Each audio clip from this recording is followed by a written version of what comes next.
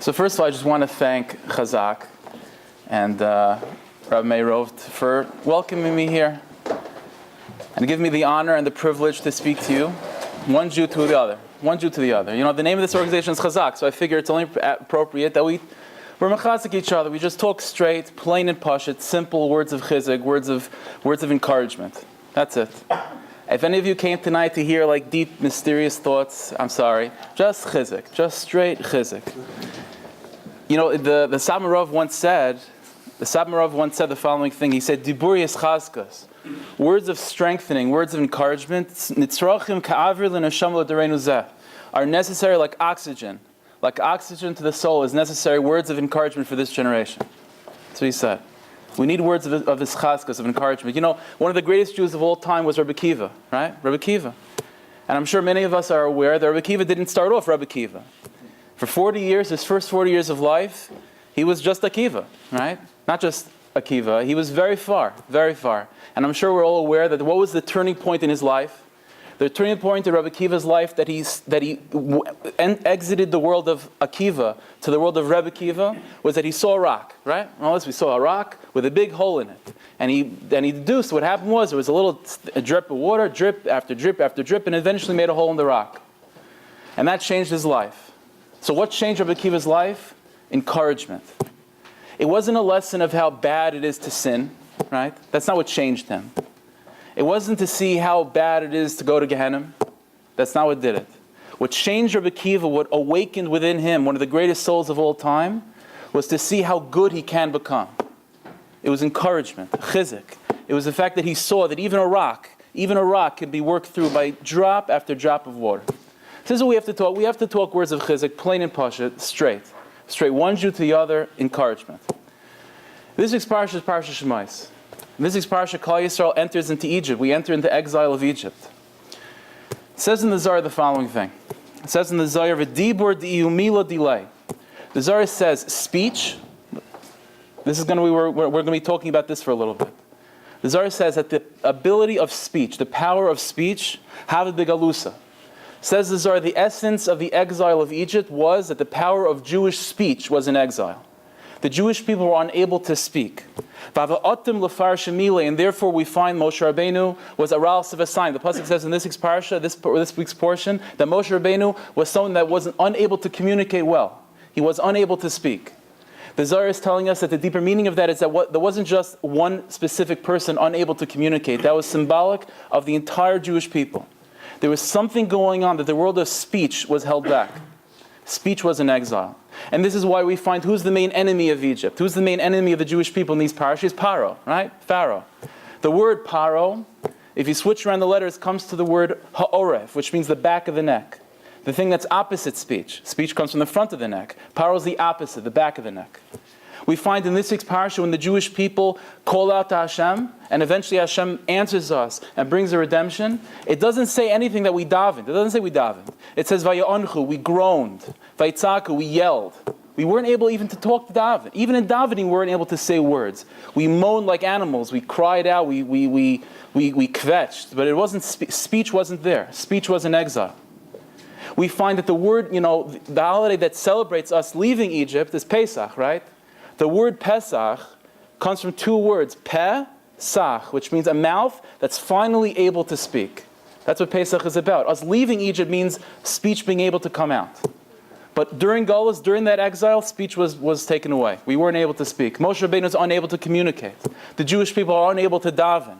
We're unable to speak. We can't bring out speech. That's why we find one of the main themes of Pesach is our mitzvahs that revolve around speech, right? The whole saying the Haggadah, it's all about talking. It's all about talking, asking questions back and forth, questions, answers. It's about talking. The exile means an inability to speak, and redemption means now you're able to speak. So what does this all mean? What does this all mean? What does speech mean? The truth is that we are all familiar with this, I'm sure, that one of the according to the Torah, one of the unique qualities that make a human being, that make a human being superior and above animal life, is our ability to speak. Right? We're all aware of this. The pasuk says when Hashem first created Adam, When Hashem first created Adam, the pasuk says that this person was a nefesh chai, a living being. An onkelos, right? The Aramaic translation of the Torah translates that as a ruach mamala, someone who's able to speak. So what defines a human being is the ability to speak. So the question is like, what does that mean? Animals don't communicate. Dolphins communicate with each other. Whales do it. All animals communicate. So what does it mean a human being to speak? What's unique about a human being's speech? So like I said, we're going to talk Pashut. Very straight, very Pashut. You know what it means to talk? Speech, dibur. Dibur in Torah, to really talk, to communicate, doesn't mean to, just to, find out what's going on in the Knick game last night. That's not what speech is about. That's not what dibur is. Dibur means the ability of a human being to speak in essence, in a deep way, means the ability of a human being to take what's inside of him, the most deep thoughts, the most deep feelings that's inside a Jew, that's inside a person, and to express them outwardly. That's what it means to speak. That's what it means to speak. Speak doesn't mean to say, how you doing, I'm good. That's not real speech.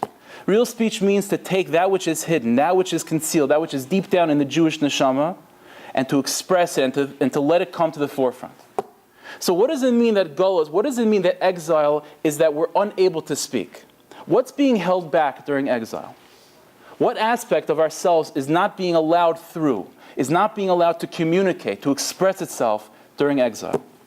So I want to read to you a letter. This is a piece of a diary, actually, that Rabbi Yosef Zakutinsky wrote for himself. This is a personal diary that he wrote. Listen to this. This is unbelievable. Mamish unbelievable. Haneshama shalanu. This is, again, I'll tell you, these are words that we mamish, like if we were allowed to tattoo it, we would have to tattoo it ourselves. I'm telling you, like these are words we have to carry with us always. Says Rav Kook, Haneshama shalanu gedaylihi. The Jewish neshama, the Jewish soul. Doesn't matter if you're a tzaddik, Rasha, somewhere in the middle. Doesn't make a difference if you're Rabbi Kiva or not. A Jewish neshama, a Jewish soul, gedaylihi, is great. A Jewish neshama is great. The adira, it's awesome. Says Rav Kook, Chayim asbarzil hi mishaberes. It has the ability of breaking down iron walls. Harim bugvayis hi mifaytzetzes. It's able to crush mountains. Rechavihi merchav ein kates. It's infinitely expansive, the Jewish neshama. The Jewish neshama, we have no idea what we have within ourselves. Muchrachas hi lispashe. It says Rav Kook, by its very nature, it has no choice but to spread out. The Jewish neshama is waiting to explode with godliness. It's impossible for it to shrivel up. It can't stand being shriveled up. Al kol darga same, says Rav Kook, the Jewish neshama, every single one of us that has a Jewish neshama, whether we're born Jewish or whether we converted into the Jewish people, every single one of us, by the very fact that we're Jewish, have within us a light of God, such a godly light that it's infinite in its infinite expansiveness. It has the ability and the power and the desire and the natural instinct of exploding and being able to penetrate all levels. Says Rav Kook, Al kol darga sehem. The neshama needs, it has this unquenchable thirst to cover all levels. B'chol aliyosem, in all the aliyahs, all the uplifted situations in a Jew's life. V'yiridosem. And it also wants to enter into all the yiridas, all the shortcomings, all the low places in our lives. B'chol harim she'alu shama, all the great mountains that we've climbed. U'b'chol hamamakim she'yardu shama, and all the valleys that we've sunk to.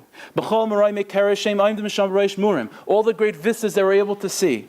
U'b'chol hachur masher yischava shama, and all the holes that we that we put ourselves into. B'kulam, in all of these places, the great highs and the great lows of life, nishmasenu tispashet. Our neshama, the instinct of the neshama is to spread out and to encompass and to swallow up and to give light to all these places.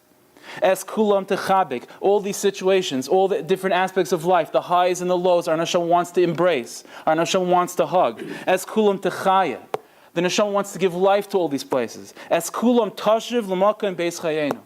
And the instinct of the neshama is to take all these places, the highs and lows of life, and to return them all back to the source of all life, which is Hashem.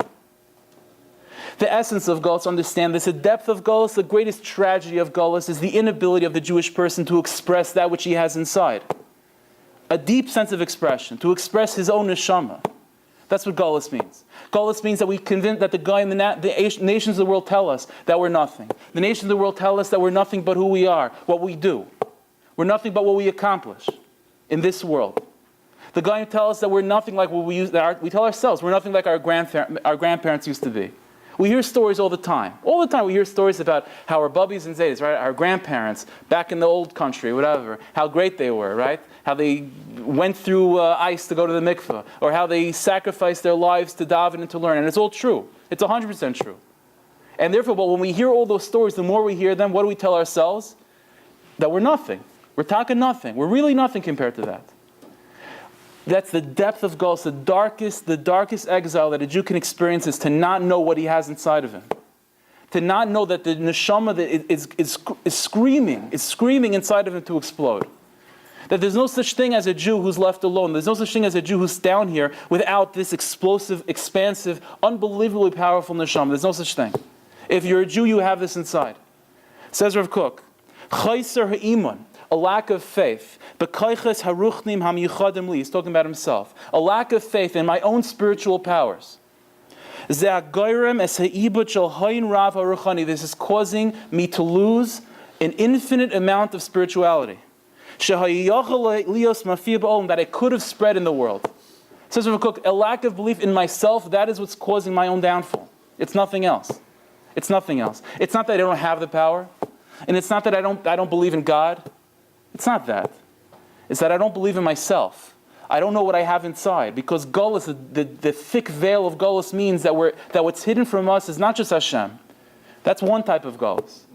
But the depth of Golus is that what's hidden from us is ourselves. So we don't even know what we have inside. The pasuk says, when Hashem describes exile, Hashem says, V'anochi hastir aster panamikem, that I'm going to hide and hide again my face from you.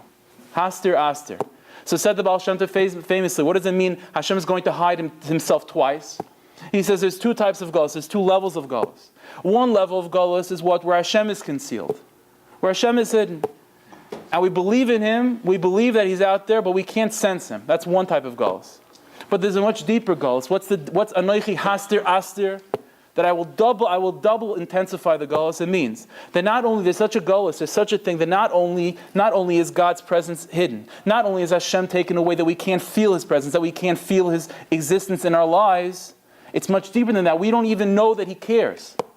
We don't even know that we have anything to do with Him. That's the depth of Golus. We don't even realize that we're in Golus. This is what exile does to a person. It takes away his ability to speak. It takes away his ability to express that which is exploding inside of him. And it turns a Jew.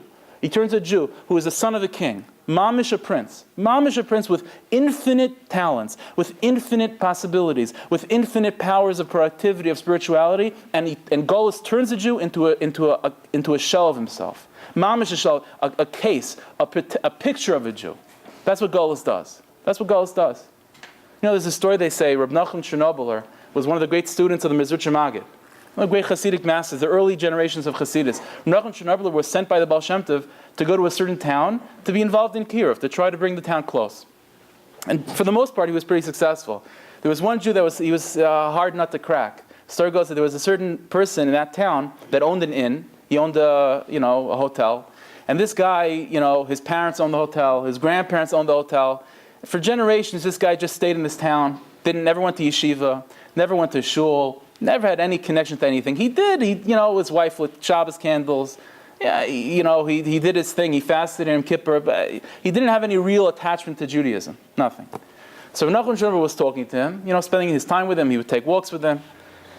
So Nachum one time was talking to him about exile, about how tragic it is that the Jewish people are thrown into the nations of the world, that we don't have Eretz Yisrael, we don't have Israel, we don't have a temple, we don't have sacrifices. So, Reb Nachum is talking about these things, it's so foreign from this guy. So Reb Nachum says, you have no idea what we're missing, He said, Reb Nachum started to cry, he said, exile means exile, we're so far from God, we don't have a connection to Hashem, we don't know what we have inside. And the guy's like, I don't know what you're talking about, Rabbi, listen, I'm just the simple innkeeper, I don't know what you're talking about. So Reb Nachum began to cry even more. He said, but you know what Golus also means? Golus means that Goyim give us trouble. It means that there's pogroms, there's Holocaust, there's inquisitions, there's all sorts of problems. That's also part of Golus. So the guy said, you know what, Rabbi, I hear you. You seem like a big tzaddik. You seem like a big person. So I have an idea. Instead of, all your life you're davening to Hashem that Hashem should bring Mashiach, we should all go to Israel. I don't know, maybe Hashem is not interested in that. Maybe you should start davening. Then instead of Mashiach coming, taking us to Israel, why don't you ask that Mashiach should come, let the Goyim go to Israel, and we'll be good here by ourselves. That's what he said. Understand, you know what that story means? There's such a thing, that the hasagas, the dreams and longings, the desires of a Jew, whose neshama, this guy is a Jewish person. It means his neshama is the same neshama that Rav Kook was describing. Unbelievably explosive. But all those years, all those generations being stuck in this little hotel in the middle of nowhere of Poland, he was being trained from childhood, every single day, that you're nothing. That you're no different than the non-Jewish, hotel owner across the street. So his great dreams, his great ideals, the lofty goals of the Jewish people, whatever, to be safe, to have a good parnasa, whatever. So why are you making yourself crazy going to Israel? I don't want to move to Israel. I'll stay here. Let the Goyim go to Israel, whatever. It's a difference. This is what Golus does. Golus takes a Jew and turns him into mamish nothing to what he can be. A picture of a Jew. A picture of a Jew. There's the Eish Kodesh, the Piazetzner Rebbe, he was the Rebbe during he was Rebbe in the Warsaw Ghetto during the Holocaust. He was killed in the Holocaust. So in one of his letters in his diaries, he writes the following thing. He talks about this on his 4th birthday. He says that listen, I spend all day learning and davening. I don't sin at all. But he said it to himself. But you know what? I'm the perfect picture of what a Jew's supposed to be. I'm a perfect replica of what a Jew's supposed to be. What am I missing? I'm missing life. I'm missing knowing what does it mean to really be a Jew. I do everything 100% according to Shulchan Aruch, according to the code of Jewish law. I do everything 100%. But I'm missing knowing what it means to be a Jew. What does it mean to be a Jew? Let me read to you a few lines from Rabbi Tzadok HaKayin. This is from a sefer called Divrei Sefer. It's an unbelievable thing. He says like this: Ein liyehudi liyisyayish mishum davar. I said we're talking pashut, plain things that we all know. We just have to hear again. Ein liyehudi liyisyayish mishum davar. Says Rabbi Tzadok. Rabbi Tzadok was one of the great Hasidic masters of all time. He writes that it's not possible for a Jew to give up in all areas, in any area. Bein binyani haguf, whether it be in physical matters, bein binyani hanefesh, or whether it be in spiritual matters. Afilu nishtaka b'makim shenishtaka. Even if a Jew finds himself sinking into a place that he sank, the chata b'davar, and he's sinning in areas that Chazal, that the rabbis have themselves said you can't get out of, right? There are certain parts of the Zohar, let's say, that are nice to read, very lofty things. But there are other parts that it's not so nice to read. Certain parts of the Zohar talks about certain sins that a Jew commits that it's very, very difficult to climb out of. Let's say, says Rabbi Tzadok, you find yourself in sinking in those areas. She'in tshuva me'eloslai, where you read the books and they tell you can't do tshuva. Aisha tshuva kasha, or it's very difficult to get out of. Or you see yourself you see yourself sinking lower and lower in things of this world. Al yisyayish ba'atzmai. Says Rabbi Tzadok, it's impossible, it's forbidden for a Jew to give up, loymar, to say, shlo yuchal lifrashayid, I can't. Says Rabbi Tzadok, you cannot say the words I can't. That's not part of the Jewish language. I can't get out of this. I can't fix myself. I can't better the situation. I can't come close to Hashem. I can't. Ki ein yush klal eitzel ish Yehudi. It's another thing to tattoo to yourself. There's no such thing as giving up hope when it comes to a Jew. No such thing. V'Hashem yisbarach yachal lazar b'chol inyan. Says Rav Tzadok, Hashem could help in all situations. Ki zeh kol ha'adam Yisraeli. Says Rav Tzadok, and this is the essence of what a Jew is. The essence of what it means to be a Jew is lahamin, to believe, she'ein liyisyayish klal, never to give up. That Hashem could always help. And then he goes on to say something fantastic. He says, V'chol kadna samun, and the truth is, any Jew who claims not to believe in Hashem, we've met people like that, and maybe sometimes a little bit in ourselves. Any Jew who lacks any faith in Hashem, says Rav Tzadok, bo al yidei yish ba'atzmai, really, ultimately, is not a lack in faith in Hashem. Ultimately, says Rav Tzadok, any lack of faith in the Master of all worlds is really a lack of faith in oneself. That's what he says. If you truly believed in what you were, in what you can become, in what you have inside, there will be no such thing as lacking faith in Hashem. He says, Be'emet tzarech lahamin, and a person has to believe with a full heart, Hashem yisparach shemei tfilas kol peh, that Hashem listens to the davening of all mouths. V'ayna lachash kol echad kfi mashu, and Hashem listens to the calls of every single person, no matter what level he's on. U'devarim elu, and these words, says Tzaddik, Iker Gadol B'Ischazkas Emunah. This is the main strengthening that we have to strengthen ourselves with when it comes to faith in Hashem. It's not necessary for most of us to sit down with books of philosophy to figure out, is there a God in heaven? That stuff has been worked through for many years already. We're past that. The main chizuk, the main strengthening of emunah that we need in our times is to strengthen the emunah in ourselves, to know what we have inside. We all believe in a God. That's, again, whether God exists or not, that's been worked through. It's been worked through. There's so many books on it. Previous generations have worked through it. There are individuals that need to hear it. There's no question. But for the most part, what's holding us back, the essence of Golus is our lack of dibur. It's a lack of an ability to communicate, to express that which we have inside. And the way that happens is that the Golus, the veil of Golus, tells a Jew that you don't have it inside. That you don't have anything inside of you. There is nothing deep inside of you. There's nothing but what you see. I mentioned this story once before as well. That there was a Maisa that, it's a mashal, it's a parable. Someone once said that, there was a son of a king, there was a prince who was doing, not such princely things. So the king, as a punishment, sent him away, far off country. So he sent him off. And after a bunch of years, the king wanted his son to return. So he sent the messenger to go find him. And he found that he was looking, and he went from corner to corner. You ever saw this guy? Yeah, he found him somewhere else. Eventually, the guy finds the prince, the son of the king. He's drunk and he's dancing in some disgusting bar somewhere in the corner of the world. And he's dancing for quarters. So the guy comes, the shliach comes, the messenger comes to the prince, and he says, Prince, your father wants you back. Your father wants you back home. And the guy starts to remember, the prince starting to remember what it means to be a prince, what the palace was like, what the king was like. And he says and he starts to cry, and he says to the messenger, he says, you know what? If only my father could give me some money to buy some new shoes, because the shoes that I'm wearing after so many years of dancing, they're getting worn out. I need better shoes to dance. That's what the guy said. So the tzaddik said, who said this mashal, he said, look at this. You have a Jew, a prince, mamish a prince, and we're ripped from the palace. Exile means we're thrown into some crazy drunk bar in the corner of the world. Some crazy place. And every once in a while, the King of all kings comes and wakes us up and reminds us that he's a king, and reminds us that we're Jewish. But because of our lack in ourselves, because of our lack of faith in ourselves, we don't believe anymore that we have any connection to that king. That world of being a prince is already lost. So the great thing that we could dream about is getting a new pair of shoes. That's the great thing that we could dream about. It's Rachmanis. That's what God. It's the depth, the darkest place of Golus is this.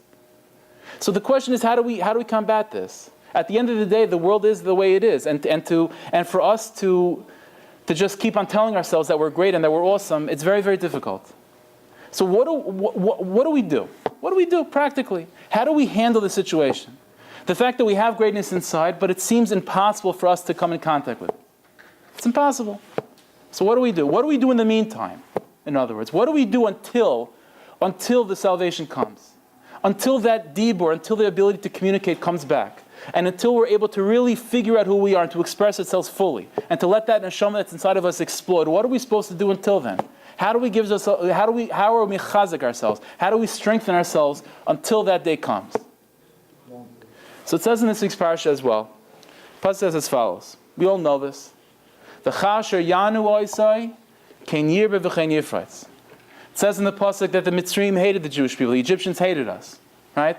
And we all know that they plotted against us, and they came up with this idea they're going to put us into slavery because they were afraid that we're multiplying like unbelievable numbers, and they're afraid that we're going to overtake the country. So they'll put us into slavery, right?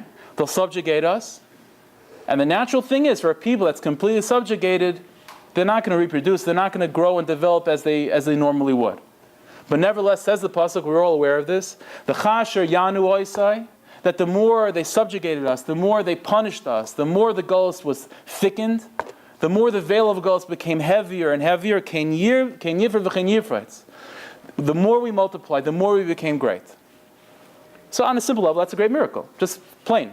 On a very simple physical level, the fact that we're able to multiply and to become powerful despite all the afflictions and all the suffering of exile, that's a great miracle. But what does it mean for us? We know that every single word of Torah is telling us, right now, today, about how we can become better.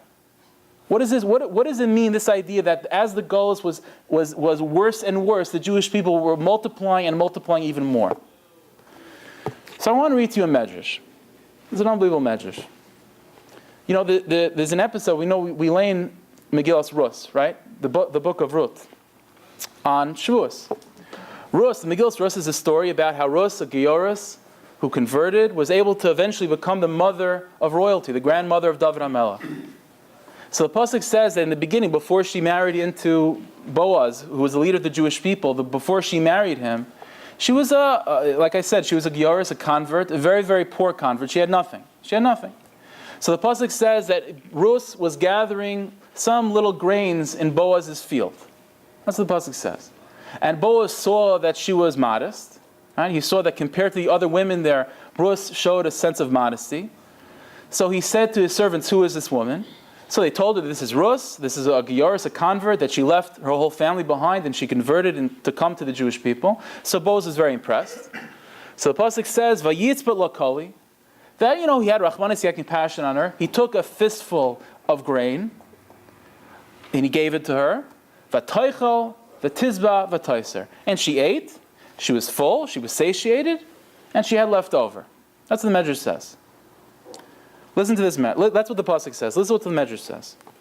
Rabbi Yitzchak bar Maryam, said Rabbi Yitzchak the son of Maryam, Bo hakasav l'lamdecha. This Medrash is coming to tell us the following thing. This pasuk is coming to tell us the following thing. That what? She'im adam ma'aseh mitzvah. That if you ever perform a mitzvah, ya'asena b'leiv of shalom. Do it with a full heart.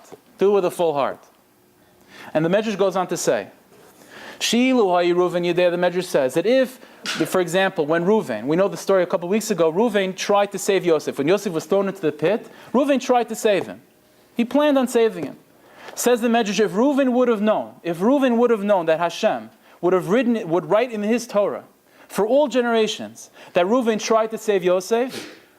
So the Medrash says, if he would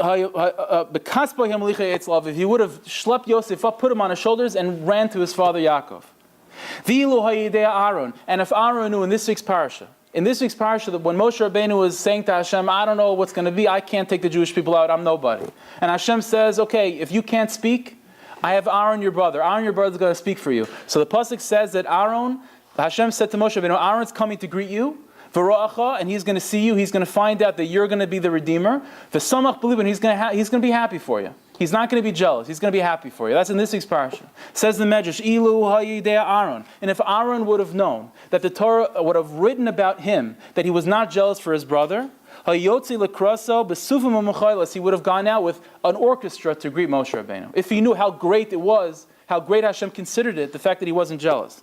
V'ilu ha'yidei Boaz, and if Boaz knew, and if Boaz, by the story of Rus, if he knew that what? Shakadosh Baruch Hu machtavov, that Hashem would inscribe in his Torah throughout time, that he gave a fistful of grain to a poor Geyoris, to a poor convert. So the pasuk says, that he would have, if he knew what great of a mitzvah this was, that Hashem's talking about it in Torah, that it's written down in Tanakh forever, he would have made an unbelievable meal for her. That's what the Medrash says. So when you read this Medrash, what does it sound like? It sounds like it's saying something negative about these people, right? That if Reuven knew what he was doing, he would have done a better job. If Aaron knew what he was accomplishing by not being jealous, he would have done a better job. If Boaz knew what he was doing by giving a little tzedakah, he would have done a better job. So it sounds like it's being negative. Listen to what Chazaq says. Listen to this. Iker chashivas ha'maisa. Every single one of us wants to know what do we do down here that really makes Hashem smile, so to speak, right?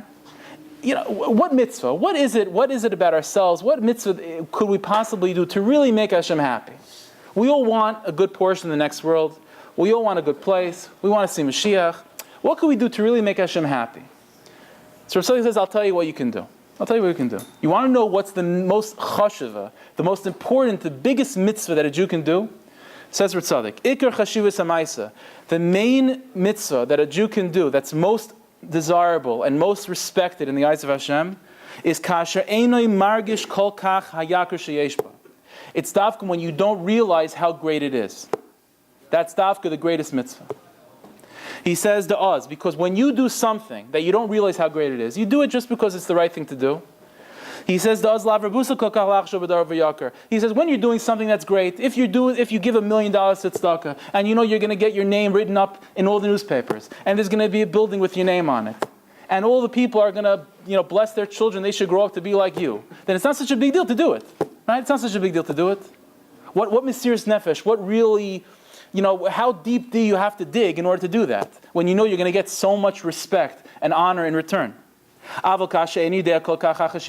you don't realize how big it is, when you do something just because it's the right thing to do, and you don't think anybody's watching, and you don't think it means anything, and you don't think it's going to get you anywhere, you just do it because it's the right thing to do. Says Chazaq, rak b'tmimus. You do it out of just the simple goodness of your heart. And you do that which just seems good in your eyes. That's it. Plain and pashut. You don't expect anything good from it. You don't expect anything great from it. You don't expect any fanfare. You're not going to become some rebbe. They're not going to talk about you in the newspaper. You do it because it's simply the right thing to do. You're doing it because you know Hashem wants you to do it. That's it. You get up in the morning. Every single one of us, we get up in the morning, we daven. Why? Why? We're going to get respect from it? People are going to, ooh, wow, you came to shul today. Wow. No. Why do we do it? Why do we daven? Because it's the right thing to do. It's the right thing to do. When a poor person comes, you give a quarter. You're going to get written up in the newspapers for that? No. So why do you do it? Because it's Rachmanis. It's sad. This guy doesn't have what to do. So you give him a quarter, you give him something. Says Chazaq, the most chashuv mitzvahs, the most unbelievable mitzvahs that a Jew can do are specifically the ones that when you do them, you don't realize that you're doing anything. Those are davka the most awesome mitzvahs. Why? Because they show a good heart. They show what type of person you really are. That's exactly the point. When you do this, the bigger something does, if to finish Shas, to just sit down, I'm going to go through Shas. I'm going to, give $1 million. Okay. But when you do small things, small little things that you don't realize what you're doing, that shows godless. That shows greatness. He says, "Shakadosh Baruch Hu machtiva lezikaron lo ol me'ad." Those are the things. Those are the aspects. Those are the mitzvahs that Hashem writes in His book forever about you. So going back to the Medrash, that's what the Medrash is saying. That if Reuven would have known that Hashem would say about him that he's trying to save Yosef, he would have carried him on his shoulders. So it sounds like what? It sounds like he didn't do such a good job. But says it's the exact opposite. Because he didn't know. It was dafka because he didn't know what he was doing. He didn't know that it was such a big deal. Boaz didn't know it was such a big deal to give a handful of grain to a poor Gioras. Aaron didn't know it was such a big deal not to be jealous of his brother, Moshe. It was dafka because they didn't know it was such a big deal. That's dafka why those mitzvahs are recorded in Tanakh for all time. Chazaq says, he says, why doesn't Hashem tell us about the davening of Aaron HaKohen? Why doesn't it tell us about the great learning of Boaz? Talk about how Reuven did tshuva. Talk about how long Aaron Shemoneh Esrei was. Why doesn't it talk about that stuff? You know why? Because as great as Aaron Shemoneh Esrei was, Aaron knew his Shemoneh Esrei was great. So at the end of the day, there's something lacking in that. Boaz knew his learning was great. So there's something lacking in that. Reuven knew how great his tshuva was, so there's something lacking in that. It was dafka these mitzvahs, these small, little, seemingly insignificant acts of kindness, or these small, seemingly insignificant quality traits of not being jealous. Those were dafka the mitzvahs that are written for all eternity. That when we think of a great deed of Aaron, we think of the fact that he wasn't jealous. And if you ask Aaron, you'll tell him, this is what we talk about when it comes to you. And Aaron's going to say that. But that's exactly the point. Because these small things reveal the essence and the purity of such a heart. It's in the small acts that we don't realize that we're doing anything special. It's dafka in those places that we're mamish. We have no idea what we're accomplishing. There's another medrash. This week's parasha, Moshe Rabbeinu was chosen to be the leader of the Jewish people. Right? Moshe Rabbeinu. So listen to the medrash. Ein HaKadosh Baruch Hu noisen gedula adam. The medrash says that Hashem never chooses a person for greatness. Hashem never makes a person great. Hashem never picks a person to be in a position of leadership. Ad shebaydkeu b'davar katan, until he's tested in a small thing. That's what the medrash says. What does that mean? So the medrash gives an example. Famous story, Moshe Rabbeinu. Moshe Rabbeinu, before he's chosen as Moshe Rabbeinu, he's a shepherd for his father-in-law Yisro. Right? So the medrash says the following story. Kishayi Moshe Rabbeinu writes son Yisro, when Moshe Rabbeinu was a shepherd for his father-in-law's flock, but Midbar in the desert, So the Medrash says, I'm sure we're all aware of this story. Barach mimenu gedi. There was a certain goat, a little young goat that ran away. V'rotz achrav. So Moshe Rabbeinu is chasing this goat. The goat's faster than him, so he's chasing. So at some point, the goat finally found a brook of water and stopped running and drank from the brook of water. That's what was going on. So now Moshe Rabbeinu finally is able to catch up to the goat. So Moshe Rabbeinu sees that this goat was running away, not just to run away, he was running away to go find some water, he was thirsty. So Moshe Rabbeinu says to himself, Ani lo yisideh, I didn't know you were so thirsty. I didn't know that you were running away because you were thirsty. So then Moshe Rabbeinu says, Oyefata, you must be very tired at this point. So here, Kivay al Ksefai, so Moshe Rabbeinu picks up the goat, puts him on his shoulders, Vayim halach, and goes back to the flock like that. Omar Kadosh Baruch Hu. So Hashem says to Moshe, Hashem says, Yesh l'cha rachamim linhaik tzaynish al basar v'dam. Look how much compassion you have on a goat. So he says, Kach hayecha, so too by your life, at tirat tzayni Yisrael, you're going to be the shepherd of my people. This is how Moshe Rabbeinu became Moshe Rabbeinu. Really? That's it? The Medrash doesn't say that Hashem, questioned him in all of Shas. He didn't know, where do you get smicha? It doesn't say anything like that. What made Moshe Rabbeinu Moshe Rabbeinu? What made him chosen to be the leader of all Jewish people was the fact that he was Moshe Rabbeinu. He was great in small things. That's it. Because the fact that he ran after this goat, and not only spent the time chasing it, but once he saw that the goat wasn't rebellious, he was just trying to get some water, and realized that this goat must be tired, and put him on his shoulder and carried it back, that showed such an unbelievably good heart. Unbelievably good heart. And that's what Hashem wants. Hashem wants good hearts. The Mishnah says in Pirkei Avos, one of the great Mishnahs in Pirkei Avos, it says, the path that a person should choose for himself, that contains within it all good qualities, is leiv tov, a good heart. What does it mean to have a good heart? A good heart means that you do the right thing despite the fact that no one knows. That's what it means to have a good heart. If someone does the right thing only because people are watching, okay, he's doing the right thing, it's great, but at the end of the day, it doesn't show a good heart. Hashem knows, Hashem could find out who we are, dafka, specifically when we don't realize that we're doing anything special. That's dafka when it becomes clear.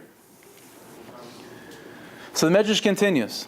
L'sha'avar, back in the times of the Beis Hamikdash, haya adam aisa mitzvah. When a Jew did a mitzvah like this, when a Jew did a small thing, so Hanavi Kaisva, the prophet would write it down. It was written down for all time by a prophet, like Ruvain. His act of saving Yosef, or trying to save Yosef, was written down by a prophet in Chumash. Boaz, it's written down. Va'achshav, what about nowadays? Who's recording what we do now? Says the Medrash, Kishadam Aisa Mitzvah. Nowadays, when a Jew does a mitzvah, Mi Chaisvai, who writes it? Says the Medrash, Eliyahu Chaisvai, u'Mashiach Chaisvai. Eliyahu Navi writes it, and Mashiach seals it. When Mashiach comes, each and every one of us is going to get a Megillah. It's going to be Megillah of our own story.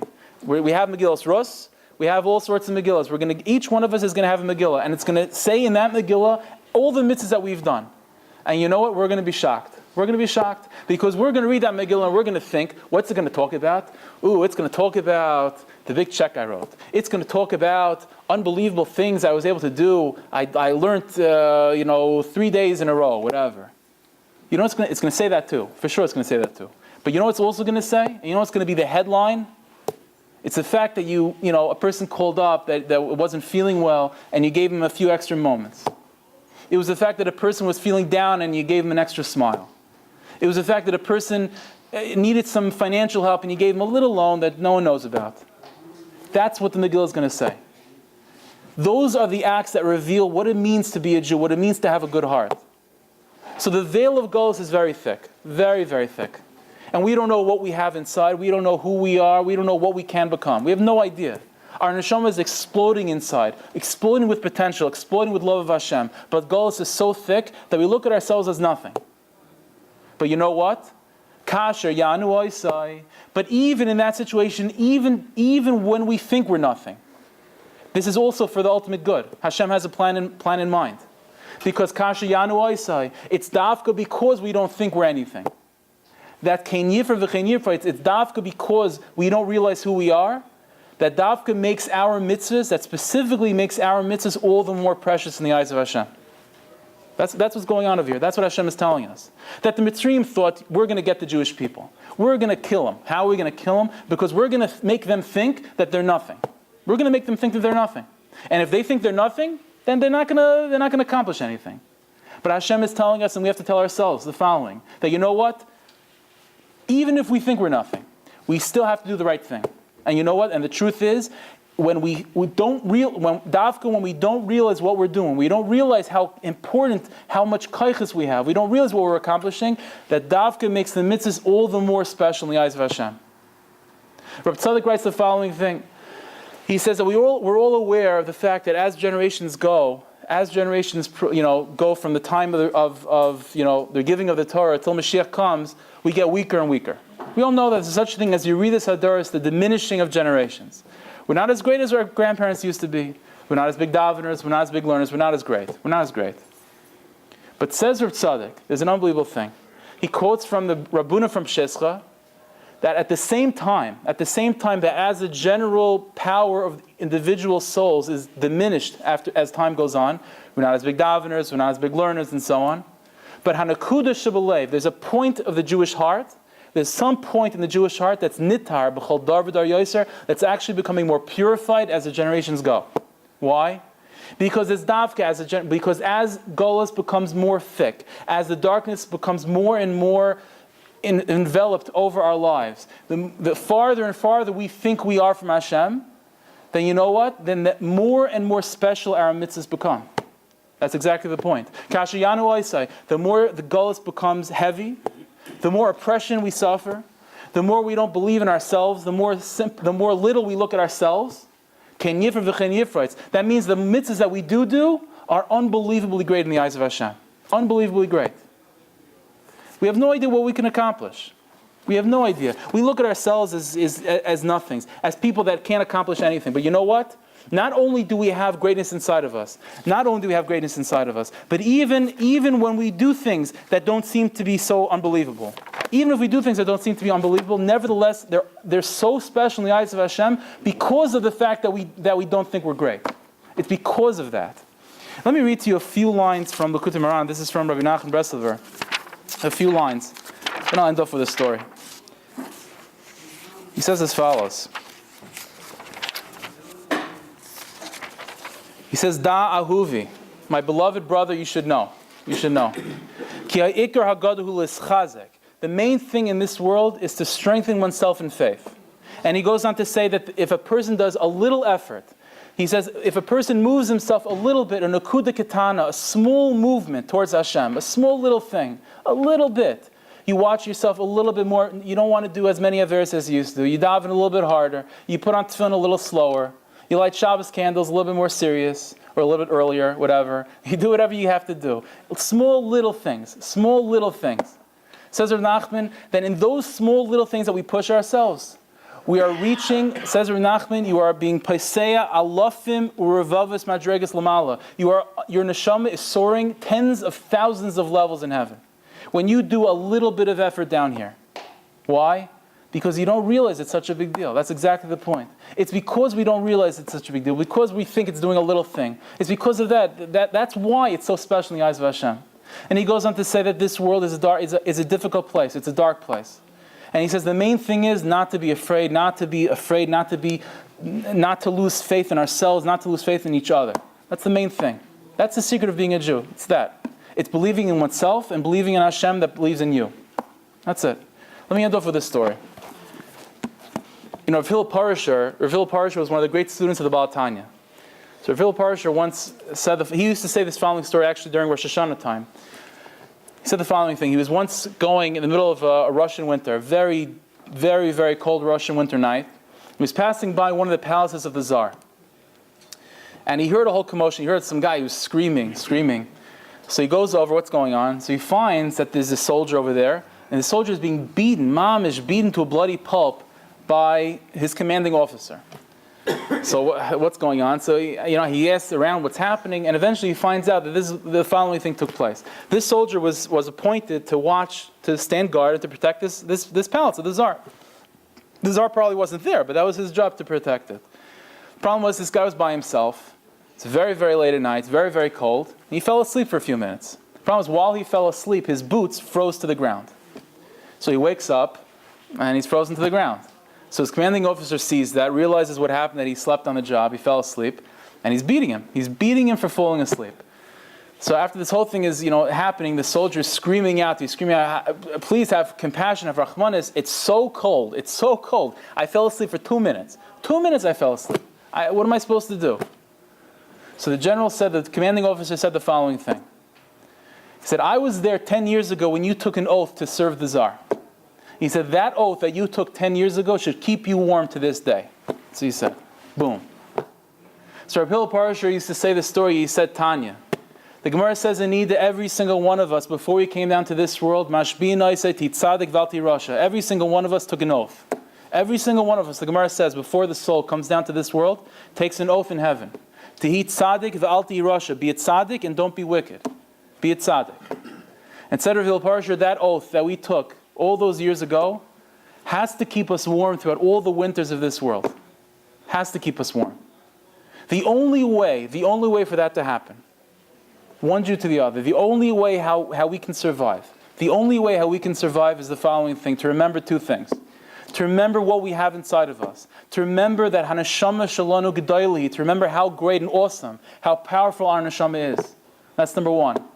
And to remember number two, even more important, that even in those days where you don't feel that, even in those times where the oppression of exile is so heavy and so unbelievably difficult, and the thickness, the veil of exile is so thick that we don't even believe anymore what we have inside of us, but to remember the following thing, that even the smallest mitzvah, if we do it just because it's the right thing to do, no one's watching, no one's going to give us a pat on the back, we do it just because it's the right thing to do, we have no idea how precious it is in the eyes of Hashem. Because we don't realize who we are. This is what we have to remember. We have to remember this, we have to hold on to this always. If we do this, there's no question that we'll come to that point in time where the winter of Galus will finally pass, and the sun will come out, this ice will thaw, and we'll be able to see the rays of Mashiach Tzidkeinu Me'er V'Yemeinu. Amen.